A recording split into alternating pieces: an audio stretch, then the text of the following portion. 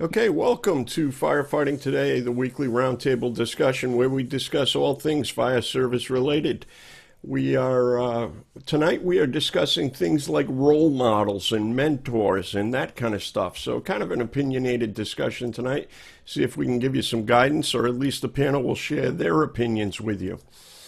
If you are watching us live on YouTube, you can feel free to leave a YouTube comment. That will bring us right into the panel. We will get your information right into the panel.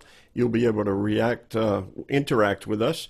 And if you're on Twitter, if you use the hashtag FFT, Firefighting Today Mentor, FFT Mentor, we can interact with you that way as well. So we hope that you will join us and interact with us on the panel tonight. I am Peter Lamb. I am the author of PeteLamb.com. I am the host of the Firefighter Training Podcast, and I am sort of the host for tonight at the Firefighter Roundtable. Let's introduce the panel. Adam. Good evening, everyone. Adam Ganley. I am a captain with the Kellogg Volunteer Fire Department here in Kellogg, Iowa.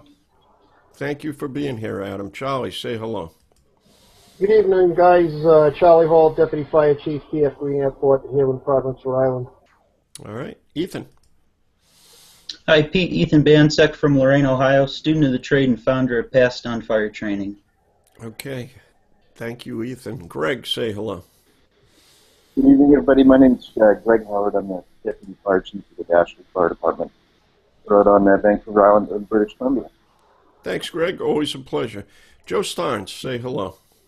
Good evening, Chief. Joe Starnes, Oak Grove Volunteer Fire Department, and Project Kill the Fire Shovel. Thanks, Joe. Kevin, say hello. Hi, Pete. Kevin Burns, Deputy Fire Chief of the Framingham Fire Department up here in Massachusetts, just outside of Boston. All right. Getting his shovel ready. Kevin's getting his shovel ready, I can tell. And Rob, how are you? Good evening, everybody. Rob Fling. I'm Chief with Dix Hills Fire Department and the founder of Face Peace On. Good stuff. Thanks for being here, Rob. All right, so tonight I kind of threw out the title, Mentors and Role Models. And I guess first and foremost, I think the place to start this discussion, and I'll just kind of toss this out to the panel, is what's the difference? Is there a difference? Can they be the same? What is the difference? And just your thoughts on that. So a mentor versus a role model. Is there a difference or characteristics of each? Somebody want to take a stab at that? And we'll build the discussion as we always do based on one another. So you don't have to give me the whole answer. Just give me a piece of the answer.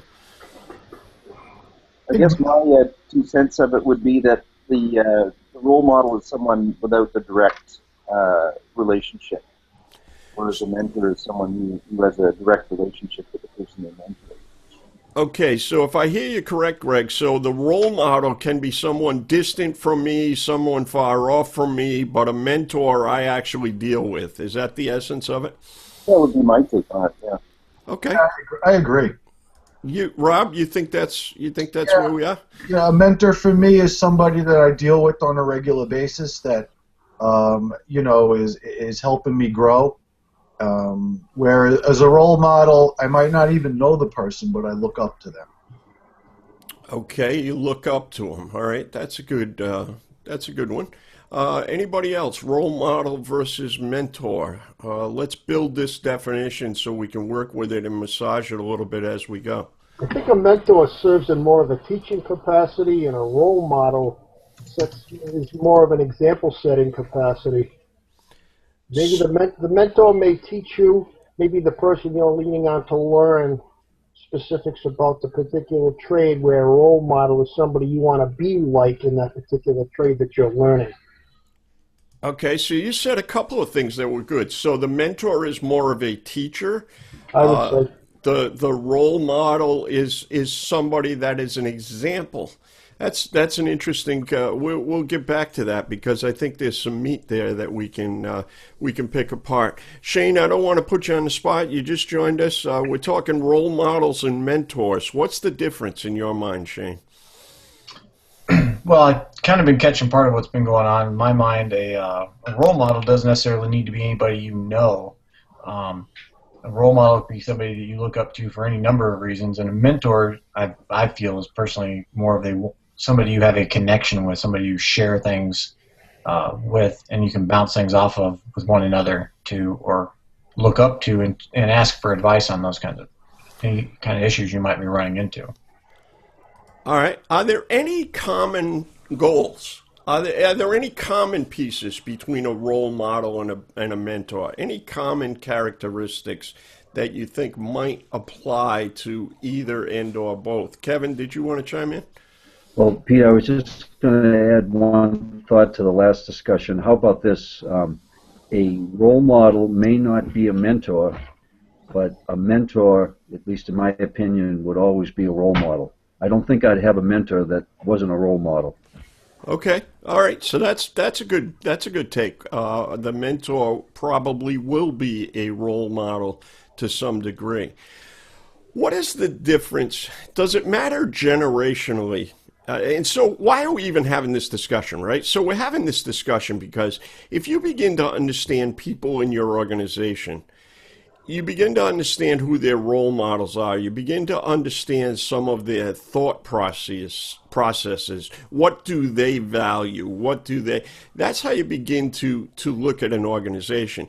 Generationally, is there a difference between our role models and some of our folks that are coming in? How do you see that fitting? And then we'll talk about how that fits in an organization. Any thoughts on how an older person's role models versus a young person's role models might be different? Anybody? Well, Who's up? Go ahead, Rob. Thanks. For me, a role model or a mentor was somebody always of that joined the fire service in a different generation than I did. They gave me an avenue of experience that I probably wasn't looking at. And I don't think a lot of the people, at least where I am, a lot of the people that I'm taking in as members right now, I don't think have any role models, to be perfectly honest with you. I think that's one of the reasons why we're looking to bring a mentorship program back to the department, where we strap them with a senior person that can teach them a little more, give them a little more experience, not just about the tools and not just about the job, but the culture itself. Yeah, and that's really, I'm glad you brought that up, Rob, because we're really talking about the job itself, not, what do I do with a Halligan? That's not where's the alley on the backside of such and such a street. That's not what we're talking about here. We're talking about really life stuff. Right. And I think that's important. Joe, you've done a little work on this about young people and role models, and Rob said, he thinks that in some cases they may not even have role models. You did some experiments, just kind of little localized things. Any thoughts from you, Joe Starnes? Well, the panel is right on. Kevin, I was going to say exactly what you said, and the reason I said exactly is because you sounded intelligent, and I like yours better than mine. But what I found is a lot of times the time in the culture will dictate the quality of the role model or the quality of the mentor.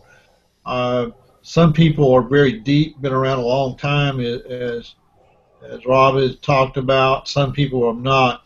I went in a group of officers and asked them, I said, who do you admire and who do you model after? And a lot of them named very large departments, very metro-oriented departments. And, of course, the department I was in was not a metro department. So what came out of that was they admired a lot of what they read, not a lot of what they had been mentored by or been coached by someone else. And when it came time to understand what the role model was the role model a passion-oriented role model, or was it a process-oriented role model? So the bottom line is it became very unclear that as a group we could land on any one thing and say, if we were going to emulate somebody, and that's really where we're headed with role model, is emulation. Who would we emulate and why? And then the mentorship is the path to becoming that role model. Someone who can coach me, keep me out of the ditch, so to speak, or keep me away from the big mistakes. I think rules on leadership, rules for leadership is an excellent example of what we're talking about. Things that just keep me from killing myself. And then we get into the fine art of being modeled and being up there where people would put us on a pedestal and say, you ought to talk to Chief Lamb about that. So the bottom line came out of our discussion was that we really had more of a Hollywood version of our own profession than we had of one individual who had a lot of time in the job, who cared a lot of values, who represented the trade professionally, who were what I call a master of the trade. I subscribe to the apprentice craftsman master model, and there's not a lot of masters I've met, but there's a couple, and let me tell you, when you meet them, they're significantly different than people who are really good at the trade. I don't know if that got anywhere close, Chief Lamb, but that's kind of what's on.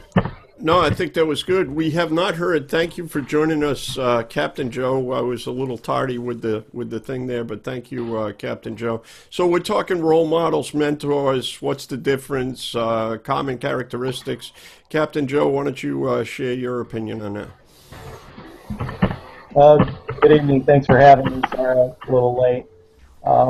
I think my big thing with mentors is it's on the part of the older person, the mentor, rather than, I guess, the mentee, is that you have to go out and find that one firefighter or that one person. I think in today's society, they're not going to, it's just the way it is, that they want mentors, but I'm not so sure that they know how to go out and seek a mentor. So it's all on you if you want a mentor. To lead by example and be that person, and watch for the signs of someone that wants that mentoring and that help. And I think that's what the key is to begin with. Good stuff. I like it. We'll talk a little bit. Charlie, if you can mute, because you're kind of when you're typing there, you're taking us out. Thanks, Charlie. Ethan, we didn't hear from you. Let's. You're a guy who is a young person. What are your thoughts about? And I think you can bring a lot to the panel because you're probably the youngest member of the panel. What are your thoughts about role models versus mentors? And tell me what you're thinking. Well, first of all, I agree with everything the panel's saying. First off, everyone needs to have a mentor. I think we need to start with that building block. You need this person to lead you, to show you the way. And, to bring up the question you asked earlier, generational difference, that is a huge grab in what we're talking about here. You talk about a firefighter from the 70s, 80s, going to 4, 5, 6 fires a day versus today when you might go to 4 or 5 a month or more than that. So I think that has a huge effect on what the mentor is going to teach you. All right, I think that's valid. Have you ever been disappointed in a role model is one question, and the second half of that question is, have you ever been disappointed in a mentor? That's a pretty serious question, but what are your thoughts? And remember that we can take this conversation outside the job. So if you talk about, the mentor in the fire service is one thing, but what about in life? Do you have a mentor? Can you have more than one kind of mentor? It doesn't have to be locked into the professional side. Can you have somebody else who's the person? I didn't offer my opinion, but I'll say something like, you look for a mentor, but you want a mentor who will tell you that maybe you've done something wrong or you're headed in the wrong direction. And that's a special person. right? That's the person who can tell you you might be headed in the wrong direction without insulting you, without losing that bond, without losing that mentor relationship. You don't want a mentor that pats you on the head every morning and says, good boys, sit, stand, stay, the whole bit. You want somebody that's really giving that guidance. And I guess what led me to this discussion here tonight is it's difficult. It's difficult if you're trying to be a mentor. Our discussion has centered around who is a mentor, how to get one, those kinds of things. And I'm going to go back to Captain Joe, who said, how do you get a mentor? Let me just play devil's advocate for a minute. Is the guy from the 70s, who I have a ton of respect for, and please don't anybody watching this send me hate mail, because I'm just using this as an example.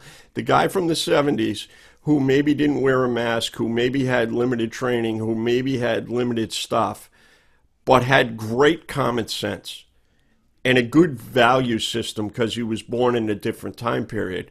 Could he still be a valuable mentor? Maybe he wasn't a firefighter as we would look at today, but what other pieces can he bring to the table as a mentor? Do you get my drift there? Anybody want to comment? Yeah. Shane, go ahead. If you don't mind me, I'll jump in here on this. Non-fire related, I'll speak to this, that I grew up a single mother who worked a lot, very troubled economic time in the 80s, was never around. And I found an individual who I've come to call my father through my life, who was really more than anything just an outstanding mentor for me. The man was extremely flawed. I mean, he was straight out of very hard, rough and tumble lifestyle growing up. Had issues with alcoholism and many other things, but he still taught me a humongous amount of life's lessons about what it is to be a man, and following up on what you say you're going to do and keeping your word. And when you tell somebody you're going to do something, you do it no matter what it takes to get it done. And so even though he was extremely flawed and had many issues, as we all do, he still taught me the better things about what it is to be a person and how to just do what needs to be done to be successful in life. And so I believe that the person doesn't have to be perfect in any sense of the way, and you don't even need to try to elevate them to that point. If they're taking the time to care and they're taking the time to show you the ins and outs and the good from the bad, even if they have to use their own life experience to do it, then by all means they can be a great mentor, as long as you recognize and maybe they help guide you to realizing that not everything they do is perfect. They still are human like you, and you can rise above the mistakes that you make in life. Yeah, so that was very well said, Shane. Thank you for sharing that. That's a bit of a personal piece. But again, it transcends the job. The things that Shane talked about had nothing to do with the fire service. And, well, I mean, they do carry over. They make a piece of him in the fire service. But really, it was outside the fire service. And that's an interesting piece. I'm going to go to Joe Starnes, but Ethan, can you tee up a comment? I think we have a new comment. If you can bring that up, and I'll highlight you after I'm done with Joe. Joe, go ahead. Joe Starnes, what are your thoughts as we wade in here? I was just going to kind of tad on to Shane. One of the things that Chief Brunacini talks about, I think, is really key. He said the best HR director you can hire is a recovering alcoholic, been divorced 3 times. I mean, he goes through a litany of social and economic problems, filed bankruptcy twice. He tells the story as well as Chief Brunacini tells the story. But the reason he says that is simply that compassion and the ability to move on and know that you're going to make a mistake and teach people through mistakes is a whole lot more valuable to most of us than telling me what they think the perfect plan is. So I really admire what you said, and I think the ability to be humble, the ability to be compassionate, the ability to be have the wisdom to understand that the answer that applied to me doesn't necessarily apply to you, but the path might help you with your journey. I think those are wonderful characteristics of some really great human beings. And I just second what you said, and I applaud you for saying it. Yeah, great stuff, great stuff. We got a comment from the audience. I'm having a little bit of a change here tonight. I'm having Ethan kind of wrestle some of these comments, which is a little bit of an experiment. Christine, thanks for being there, Christine. I appreciate you watching with us tonight. Role models and mentors can be the same person. She says she's lucky to have some as a part of the board of directors. Do you believe that role models can also be mentors and vice versa? And I think we've established that. I think we are. Christine is talking about something that is a concept by an author that I've read many things. It's a guy by the name of Andy Andrews. Does a lot of inspirational stuff, a lot of stuff that's out there. And he talks about having a board of directors. And his comment was that some people on his board of directors don't even know they're on the board of directors. In other words, he looks to them silently and from afar and follows their examples and does some of that stuff. And doesn't even have them as the board of, they may not even know that they're guiding or advising him. Captain Joe, you talked about seeking a mentor. What am I looking for if I'm a young firefighter watching this show tonight? What is it I'm looking for really? Well, I think it's things that you don't make a big to do about yourself. You show up to work. I think it's all in the little things that you show as far as being an officer or a senior firefighter or whatever. But, you're doing all the little things that aren't making a big show to others. Again, you know your job. You perform well when the bell rings. You're always cool and calm. And I think the older we all get and the longer we have on the job, the better we get at that. But I don't necessarily think that you walk around with a mentor badge on. But I do think that if you want to be a mentor, you do it quietly and with grace, and you do your job. And I think it does show, because I think younger firefighters, they are very perceptive. If anything, today's generation of firefighters are very perceptive, and they know who the good officers are and the bad officers are. All right, good stuff. Well said. I wonder about that last one, though. I'd like to hear, do your young firefighters really know who the role model is in your organization? I have seen, it's great discussion, Captain Joe, because I've seen some go south. I will say this, though, that I think that they do, in the fact that they may not say it out loud, but I think they say it to each other, that, they'll never say, boy, Captain so-and-so or Assistant Chief so-and-so coming in with his shirt untucked looks like a bum. They'll say it to each other under their, under the whistling lawnmower blades, I'll call it, that no one sees out loud, but they talk amongst themselves, and it's those little things. So I do think I do think that they do pick up and they do see who are role models and who aren't. All right, fair enough. Greg, it looks like you had something to jump in with. Well, I just wanted to, we talked about influence and leadership, and I think it rolls into this as far as mentorship and role models. And I kind of press that point with the guys who ride in the back of the truck. When there's a new guy in there, whether it's a recruit or a probationary person, to them, everybody's a potential role model, and they influence that person, whether they're wearing their gear properly or they've got their seatbelt done up, whether the driver is driving the rig responsibly. And they will model themselves to that because they want to fit in with the organization. So it's a responsibility for everyone to present the picture and respect that influence that they have with the new people in the department. All right, good. Good stuff. Have anybody on the panel, and we'll leave names, has anybody on the panel had a mentor and really didn't realize it right away? It took you a while to realize that this person was probably trying to look out for you. I have a personal experience where somebody was, I really didn't figure it out right away. I didn't really figure out what the relationship was. And this person was always kind of just keeping me in the curb. I'm going down the street. They'd keep me between the curbs so that I wouldn't bounce off the sidewalk too much. Charlie, it looked like you wanted to chime in there.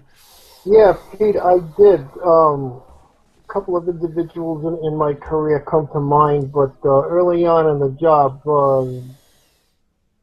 I was a little overenthused, let's say, about certain things that I was doing, and I had enough people around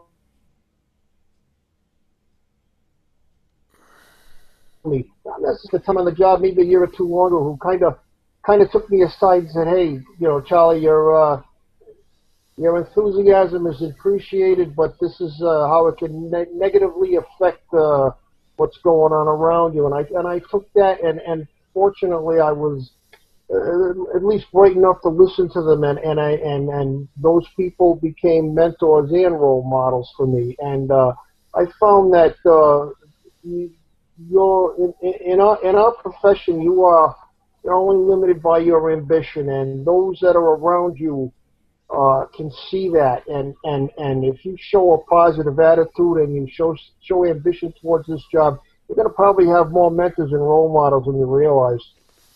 Yeah, and that's kind of what I was alluding to, Charlie, is sometimes we don't even realize that these people are there and they're trying to take us in the right direction some point. Shane, I think you had an interesting point there. I think that first one that you mentioned, not this current one, but is it possible to have somebody be a mentor to you that you may not really embrace? It may not be that relationship that we've described for the last few minutes. Shane, is that something you can share gingerly? Sure. I'm not even sure the individual's in the service anymore. I believe he's probably retired by now. I wouldn't say his name anyway, but my first fire department had an individual that every time I made a mistake, he was right there. He seemed like he was waiting for me in the wings. Just every chance he got, he was jumping into me about one thing or the other. Now, granted, in hindsight, I gave him plenty of opportunities to jump into my butt. He didn't have to look for it, it turns out. I was just doing it. A big part of it, as has already been discussed, over-eagerness, a willingness to take probably a little too many risks, trying to be more than I was. And I eventually left the department, and a big part of my leaving the department was he got promoted, and it left me being, at the time he was getting into me, he was just another one of the fellow firefighters. He was a senior firefighter, but that was it. When he got promoted, he became station captain, and I just knew it was going to be too miserable for me. But in hindsight, I realized that a lot of the stuff he was jumping into me for was very serious stuff, and if he hadn't jumped into me, yeah, he probably could have handled it much more tactfully than he did, but I honestly feel that he really had my best interest in mind when he was doing it. At the time, though, I was young and stupid, as Joe mentions in one of the chats here. That, usually we don't catch that. It's usually when we're young that those kinds of things happen, and I fully believe that to be the truth. I was a little young, I was a little naive. I thought I knew it all, and he was more than willing to point out how little I actually did know. And same thing as Charlie mentioned a minute ago, I was smart enough to listen to what he said, even though I didn't like hearing it. And now I find that some of those things, I've carried them with me, whether I liked it at the time or not. Right. Good stuff. Thank you for sharing that, Shane. We got a comment here from John. Thank you, John, for being with us. I appreciate you. John's comment is, I believe to be a good mentor or role model is to learn from the leaders that you've had. Take the good, bad qualities, learn from them, or emulate them. Yeah, so everybody serves as an example. I've spent like 2/3 of my life so far serving as a negative example, and it's been helpful for me. I'm pretty good at that, actually. Don't do what Pete did, but it's an important point. So I think you're exactly right, John. Even your bad leader has taught you something that you take with you. So I think that's a good one. Let's see what Joe. On that as well, Pete. Sure, go ahead. I agree with that 100% because I left a comment in the room there that life is all about decisions. We make good ones and we make bad ones, and if we make bad ones, we learn from them and we try to make good ones from that point on. But I think everybody needs, for me, a mentor in the department is when you have your set of core values as a person, and that you bring into the fire service, and everybody sees, that kind of person, the kind of firefighter that you want to be, and when you look around and you find them, you're like, I want to be that guy. And he comes into the station every day, he's squared away, he knows what to do in every kind of situation. Like Joe said, he's always calm. He's always professional, but that's you, because I see, guys in my department that hang around people and spend a lot of time with them that might have the negative attitude. They might not have the most professional attitude. They're guys for me that I'm saying that I want to be the opposite of them, like John said. But these guys seem to think that that's the kind of firefighter that they want to become. And I think it's up to the leadership in the department, especially the officers and the chiefs, that we might need to try to steer them away and steer them to someone else. Because if we develop too many people that aren't looking at positive role models, eventually it's going to become a problem. Because if you look at the span of 10 years down the road, that person could be a lieutenant, a captain, or even a chief. And we're supposed to leave the fire service a little better than when we found it. So is that the kind of person we really want representing our department in 10 years? Yeah, no, good point. Ethan, can you grab Lane's comment for me, please? Comment there from Lane. Let's just hear from Lane. And he was talking about, this is kind of an echo of Shane's. That's why I wanted to get to that. And then I'm going over to what Joe is sharing. But Lane's comment is, I worked for 2 captains that he never fully appreciated until he made captain himself. So here we are, kind of a person who was a mentor without really knowing it, right? You really didn't know that person was a mentor. So that's kind of an echo of what we had from Shane. So that's great stuff. Joe, what are you sharing? We're going to put your up on the screen here. Any chance you can give me a little bit larger there, Joe? Let me try. Hang on.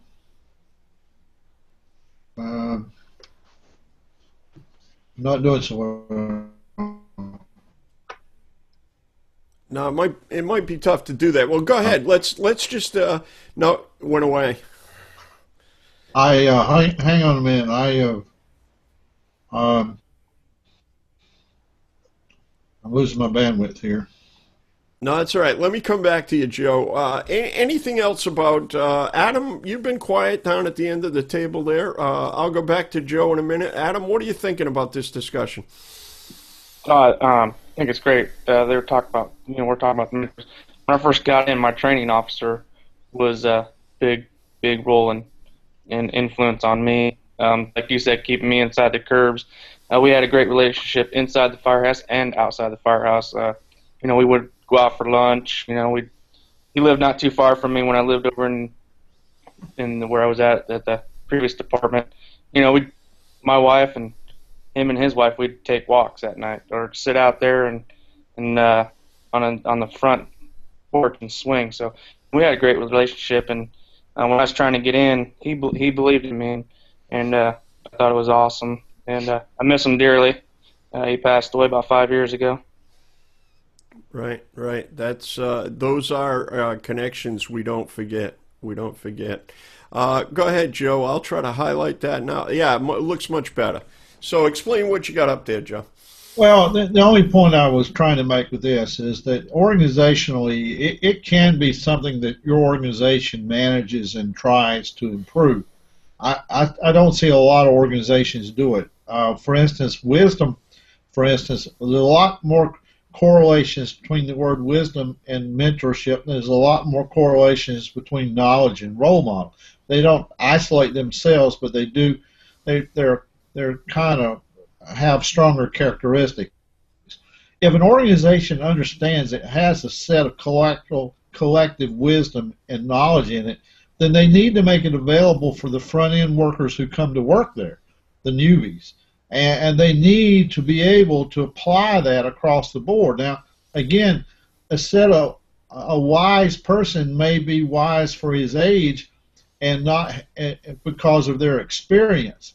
That experience could be needed by the leadership model in a more senior person. So it's not one way. This is not a diode version of management. It goes both ways. And when organizations figure out that they can put their handle around that wisdom and knowledge, and they can make it a part of making their organization better, more professional, nicer, I see it there more than anything else, Chief, is they become nicer. That drives out fear in the organization. They're just all kind of good reasons.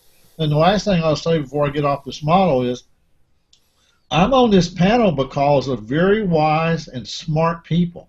I like it because I like hanging out with Chief Lamb.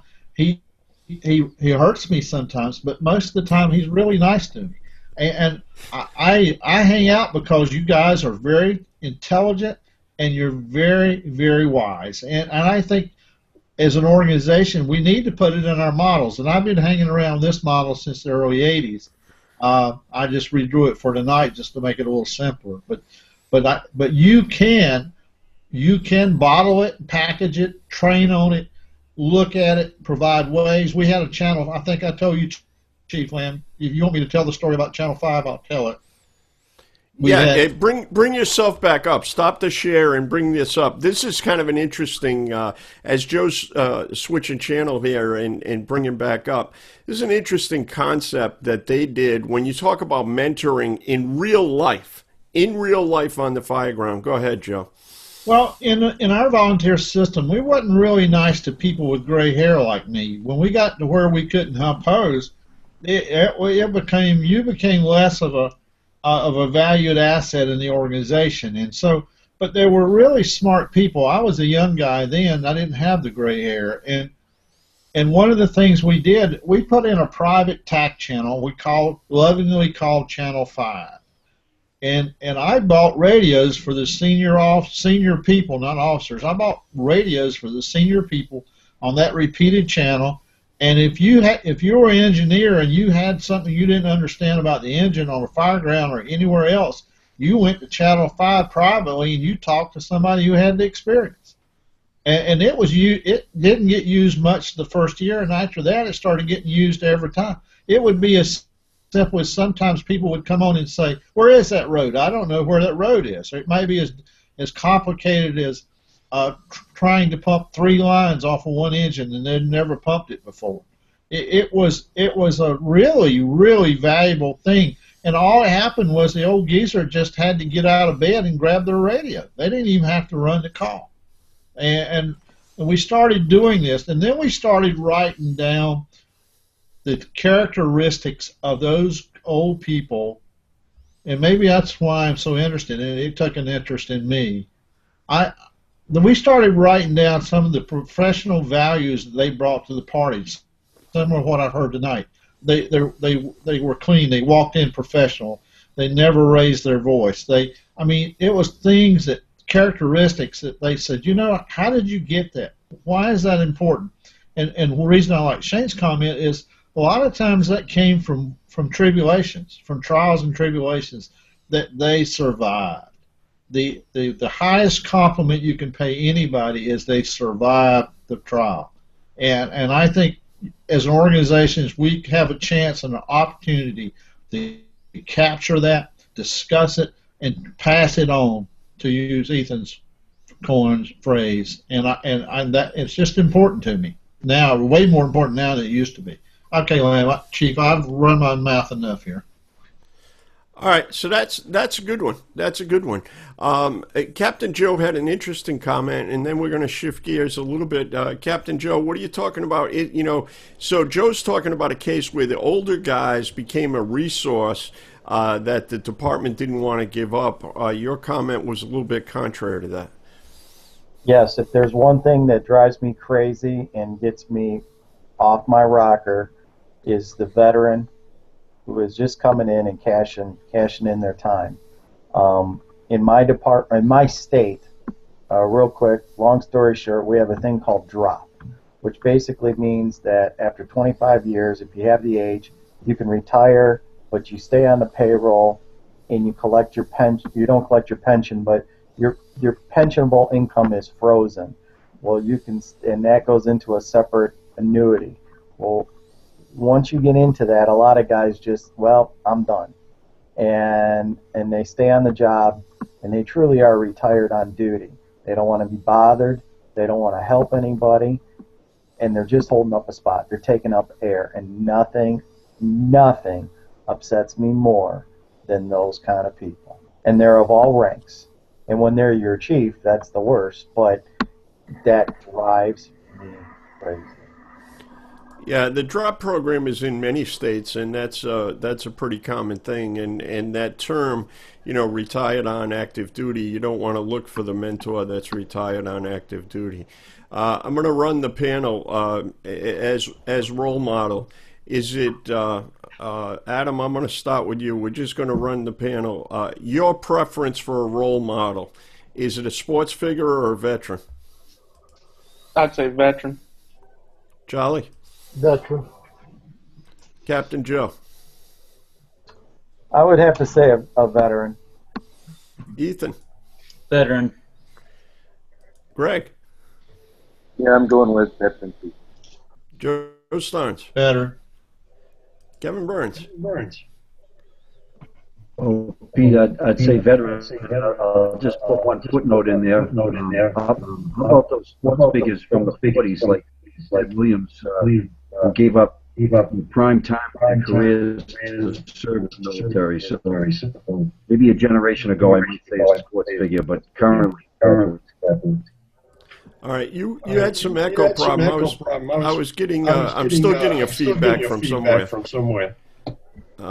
Somebody needs to mute because we're getting an awful feedback at this point. Rob Fling, is it a veteran or a sports guy? I'm going with a veteran as well. And Shane? Well, as a veteran, I'm going to get my butt kicked and say athlete. No, I mean, honestly, I have to go with a veteran. I served with a great many of them, and to piggyback off of Kevin's statement, I think a generation or two ago, there were plenty of athletes who were mentors or role models, but today I would have to go with the veterans, people who are sacrificing a considerable amount more. But yes, some of them from the 40s who sacrificed their careers in order to be veterans, I would definitely count amongst them. Yeah, I think, he's talking about, Kevin was talking about historically, Ted Williams gives up his professional ball career to go into the military and so forth. Let me ask you this. If we went through your firehouse with your youngest members, do you think we'd have the same run as we had on the panel? I think we might have a different response. And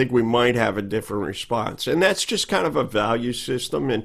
And listen, in the country today, we're seeing values that are different. And maybe another, it ties into this one. Somebody once said there was a guy by the name of Morris Massey, not Abraham Maslow, not something else, but Morris Massey said that your value system was formed based on whatever was going on in the world when you were 10 years old. So your birthday plus 10, whatever was going on in the world, those world events shaped the way you are today in your value system. And as we begin to talk about role models and mentors, people may have your mentor may have a different value system than what you have. And sometimes there is that kind of, not a struggle, but there is, as a person tries to guide you. I think Rob Fling said, we have to, if we're going to mentor somebody, we have to steer a little bit. Is there a time, does a mentor give up? Does a mentor give up? There's a question. If you have a mentor, if you're a good mentor, if you've got somebody, is there mentorship triage? Does a mentor walk away? I don't know. Let's ask that question. Anybody? That's a tough one, Pete. As a mentor, you want your mentee, I guess it is, to succeed. And to, follow the way, I guess you'll say it. But, at the same time, in the back of my head, I hear you can lead a horse to water, but you can't make him drink. That's a tough one. I guess it might have to be. Yeah. I think there are. I think there are sometimes. I have a very, very significant example. I was involved in doing something, and we were talking about 44 different people, and one of them was extremely difficult. There was somebody extremely difficult in this group of 44, and I was working and frustrated and working, and one of my associates came in and he said, "Hey, I got to talk to you." I said, "What's up?" He said, "There's 43 people that are waiting for your attention, and you focused it all over there. You need to give your attention to some others." And that was it was a very uncomfortable exchange between the two of us, but it was a very worthwhile exchange that I think needed to take place. So what do we say? We got about 10 or 12 minutes left here as we go. What is the message from tonight? So if you are a person, so we got two angles here, and I would ask each of you to comment on whatever side you would like to be. If you're looking for a mentor, what do you do? How do you reach out? How do you do that? That's one. If you're looking for it. If you are a mentor, what's some guidance that you can use? Anybody want to start that conversation? Anybody can chime in, but as we begin to summarize, Rob, what are you thinking? I think, if you're looking for a mentor, like I said before, you have to identify that person that basically, you go, I want to be that guy. And you might not approach them and say, hey, look, you know what, I want you to be my mentor, because they might be a little uncomfortable with that. But it's somebody that you can start to spend a lot of time with and start to ask a lot of questions and learn from them and befriend them a little more than you might have in the past. And, that's a mentor. It doesn't have to be you don't have to introduce yourself and say, hello, I'd like you to be my mentor. It can be an informal relationship that you just absorb what they put out. All right, so ask questions. That's a great tip. Anybody else like to chime in here? Captain Joe. I'd like to piggyback on something Rob just said. All right, go ahead, Charlie. I don't think that all the time it has to be a formal, I'd like you to be my mentor. You could just ease into it informally, and again, to piggyback on what Rob said, asking questions, watching what the individual does, watching how they conduct themselves. I often said that particularly when I got promoted, that I would like to take a few pages from this person's book, a few pages from that person's book, a few pages from this other person's book, and write a few pages of my own, and that would be the book that would guide me through my career. I made some mistakes along the way for sure, but I would say that looking back on it, the people that I chose as mentors were chosen informally, and I think they taught me a lot, and the people that I tried to emulate, I think set a very good example for me, and at no time did they formally did they even realize even today that they were my mentor, but they were. Right. Anybody? Ethan, what are you thinking as we wrap up here? Well, I think you first have to start with finding the mentor, and really, to me, a mentor at this point is just someone who has that passion, that drive in the fire service, and then emulate to be like them. All right. Emulate is a word we've heard a lot tonight, right? So emulate is a pretty strong word. Emulate is a pretty strong word. I want to be like that person. Greg, your thoughts? I'm going to go and say it here, Pete, but you know, working on the floor, when I started listening to your podcast, you were a role model for me. And then later on, I got the promotion into a training position, and do things like, well, I think I reached out to you by email at first, but then this roundtable, you really ended up being a mentor. And a lot of the guys on the panel here are role models for me because, frankly, I needed to help with experience outside of what was in my immediate area. I think it's the technology is amazing that I can sit here on the west coast of Canada and sit around basically a table with you guys and share the knowledge. It's outstanding. Well, thank you for that, Greg. I'm very humbled by that when folks would think that I've been a mentor. But you guys did say that being flawed is a good requirement, so I'm there. I'm I'm all about that. Ethan, can you bring up the comment from Jay? Because this is a good one. I wish we'd have had this one earlier. If you can't grab it, I can get it. Is it up there or no? Yeah, no, I don't have you shared. There you are. Thank you. So this is an interesting one. J.J. Lyons says, and thank you for being out there, Jay. I appreciate you watching the show. The key to be a mentor is to develop a friendship first.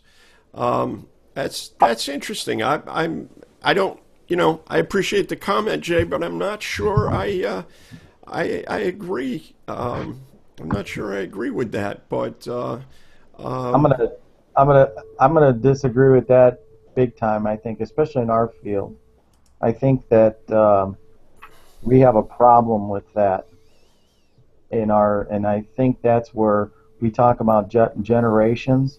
That when my father was on the job, his bosses were World War II veterans who had that real discipline. They didn't care if you liked them or not. And then I think through the 80s and 90s, I think you ended up with these guys that, and I was guilty of it myself, and I still am at times, that you worry about what they think, about going out with them, going to have beers, and that's where we get in trouble. If they're your friends, great, but you need to be their boss and their leader first, and that's where we go wrong, I think, in this job. Yeah, that's an interesting commentary by Captain Joe, and I think, here's what I would say, Jay, and I appreciate your opinion, and I certainly respect your opinion. That's why you get to chime in.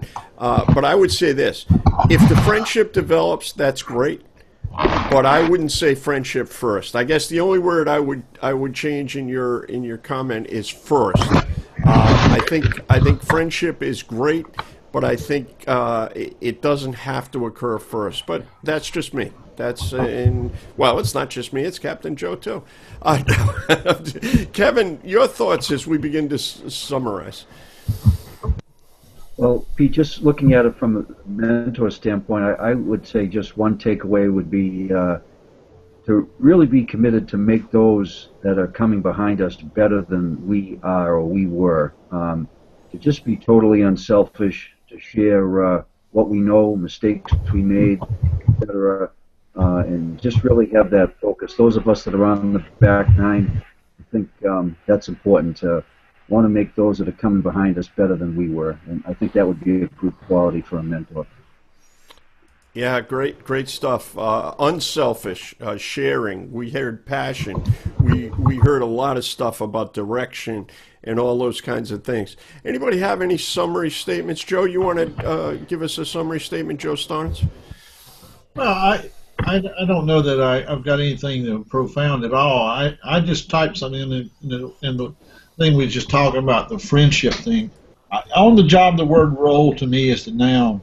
The adjective on the job is a friendly role. I think you got to be careful with that. I think you really got to be friend-like, but you got to be boss. If you're the boss, you better be the boss. Because like Chief Bernasini says, you're the one responsible for the word yes and the word no. And I think that's a big deal. And if you think no is unfriendly, you got a correlation in your head that no is unfriendly, and you think friendship is the most important thing. You can really put yourself and your team in a lot of jeopardy. So, from a standpoint of a role model and a good boss, that's one thing. From a standpoint of mentorship, it's hard to find mentors inside your own organization that are really as good as mentors that are outside your organization.